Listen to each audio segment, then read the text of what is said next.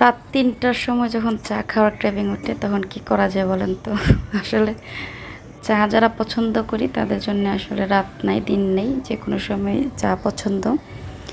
আর কী করা, চা বানাতে চলে গেলাম রাতের বেলা। একাকে খাবো, সবাই ঘুমে আচ্ছন্ন, আমি একা সজাগ। তো ভাবলাম একটু চা করি, আর প্রিয় একটা বিস্কিট আছে সেটা দিয়ে খাবো। তো যেই বলা সেই কাজ, চলে গেলাম চা করতে। দ্রুত করা হচ্ছে। রাতের বেলা আসলে মাঝে মধ্যে চায়ের খুব ক্রেভিং ওঠে। এটা আসলে কি বলবো, আমার মতো অনেকের হয় কিনা আমি জানি না।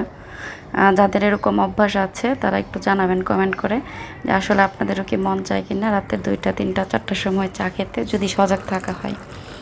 তো আসলে কথা বলতে বলতে আমার চা হয়ে গেল, দেখেন কি সুন্দর। আর আমি কড়া লিগারের চা খুব পছন্দ করি।